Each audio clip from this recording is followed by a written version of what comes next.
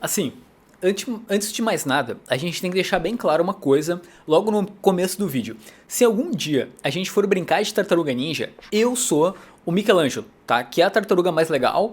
E também eu vou ter algum preconceito contigo se tu escolher ser o Leonardo. Porque geralmente quem escolhe ser o Leonardo é o cara com mania de grandeza, né? Ah, eu sou o líder, eu sou o personagem principal. Tu já tá sabendo disso, mas em algum momento o Pipoca Nanquim pretende publicar as Tartarugas Ninja no Brasil. Isso porque já foi registrado lá no ISBN. Esses personagens, por mais que pareçam criações simples e infantis, eles marcaram época na história das histórias em quadrinhos e eu já vou te explicar por quê. Na verdade, o que eu li das tartarugas são as primeiras aventuras que tem aqui nessa edição da editora Devir, que saiu em 2007 no Brasil. Aqui tem tipo as 6 primeiras edições e eu vou ficar muito feliz se for um quadrinho que fizer sucesso por aqui. Porque lá fora tem muita publicação das tartarugas, principalmente agora recentemente, né? Tipo nos últimos, sei lá, 10 anos, tem série com mais de 100 edições das Tartarugas Ninja. E no Brasil parece que elas nunca emplacaram muito. Teve poucas edições, se tu for dar uma olhada ali no Guia dos Quadrinhos, tem umas 20 no máximo ao todo, sendo que a Panini tentou publicar uma série mensal, não fez sucesso, foi cancelado na 4ª edição.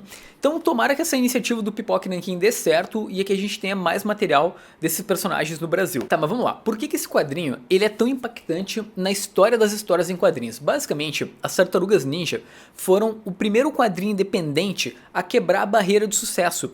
Sim, o Kevin Eastman e o Peter Laird, acho que é assim que se pronuncia, eles conseguiram algo inédito lá em 1984, quando saiu a primeira edição, e pensa que foi uma coisa super roots, vamos dizer assim, porque eles imprimiram, no começo foram 3.000 cópias do gibi, eles tiveram que pedir dinheiro emprestado, sabe, gastaram todas as suas economias para fazer as primeiras edições das Tartarugas Ninja, sendo que até a própria gráfica, como eles não sabiam muito bem, né, eles não eram quadrinistas com uma longa carreira nem nada, e eles não mandaram pra gráfica a especificação do tamanho do gibi. Então, tipo, as primeiras edições das tartarugas são gigantes, assim, sabe? Tipo um formato quase magazine. Então esses dois caras, eles conseguiram algo que era simplesmente inédito. Só pra tu ter uma ideia, eles dividiam um apartamento e na sala era o estúdio deles e eles tinham, tipo, pilhas de gibis das tartarugas como mesa pra café, assim, tipo, eles não era aquela coisa profissional que a gente tá imaginando. Depois o negócio virou uma franquia, eles tiveram uma série animada com mais de 10 temporadas, filme, jogo, até tem uma série mais recente de filmes lá com a Megan Fox. E cara, eu vivi tudo isso, assim, então eu jogava o jogo das tartarugas, eu tinha boneco, eu curtia o desenho, principalmente o jogo, eu adorava jogar aquele joguinho, sabe, ele era ainda aquele 2D que tu vai pro lado, assim, enfim, aquele estilo de jogo de luta clássico. E com certeza, tu vai tomar um susto quando tu colocar esse quadrinho nas mãos, assim, porque, como eu falei, ó, ele é preto e branco, ele tem cara de gibi independente, olha só, ele é um traço que não é mega elaborado nem nada, dá pra ver que os caras estavam começando. Ao mesmo tempo, tu pode ver que as tartarugas não tinham cor. A ideia de diferenciar elas com a faixinha veio mais pra frente, quando o produto começou a ser licenciado, enfim. Então aí eles resolveram diferenciar alguma coisa. Só pra tu ter uma ideia, na primeira história, aqui numa das primeiras, uma tartaruga, ela pede uma cerveja. Então, tipo, não era um negócio family friendly, sabe? Era algo um pouquinho mais violento, assim, não chega a ser uma coisa tão horrível assim, mas tinha um pouquinho de sangue. Ao mesmo tempo, era mega sombrio, assim. Então, tinha algumas piadas nessas primeiras histórias, mas não é aquele clima das tartarugas infantil que a gente criou na nossa cabeça ao longo, assim, da nossa vida. Ah, só pra constar, tem uma versão colorida das tartarugas, no caso, eles recoloriram, na verdade eles coloriram, né, as primeiras edições, essas aqui. Provavelmente não é isso que vai sair no Brasil, tá? Pelo Pipoca Nanquim, eles vão publicar a versão mais roots possível, mas existe, tá? E eu acho que ficou bem bonito, inclusive, com a colorização. Pode ver que nas cores eles não colocam a cor das faixas, né? Já que, tipo, isso não era muito bem definido nas primeiras histórias, né? A única coisa que tu tinha era as armas ali, diferenciando cada uma das tartarugas. Cara, e a história por trás de como elas surgiram é um negócio completamente inacreditável, sabe? Os caras ficaram milionários, o Kevin e o Peter, sendo que tudo começa de um jeito muito bizarro, assim. Eles acabaram ficando amigos em 1981.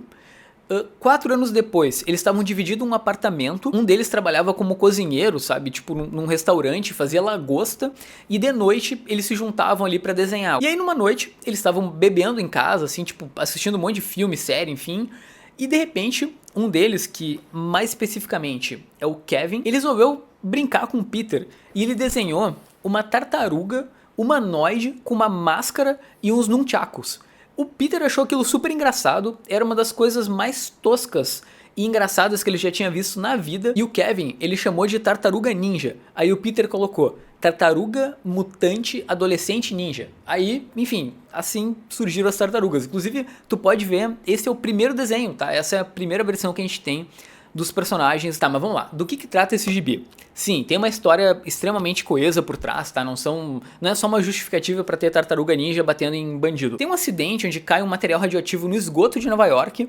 Isso faz com que 4 tartaruguinhas e um rato acabem ficando mutantes. Então eles viram, tipo, eles ficam do tamanho de seres humanos, eles falam, enfim. Esse rato, ele tem uma dívida com o dono.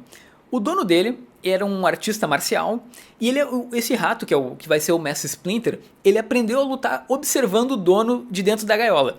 Só que o dono acabou sendo assassinado por uma organização chamada O Pé, que isso não é mera coincidência, né? A gente tem em inglês, né? No caso, os ninjas que o Demolidor enfrenta nos quadrinhos se chamam Tentáculo, mas lá fora é The Hand, né? Tipo, a mão. Então o Mestre Splinter, ele treinou essas 4 tartaruguinhas para justamente elas vingarem a morte do mestre, do dono dele. Eu sei, tu não tava esperando por isso, né?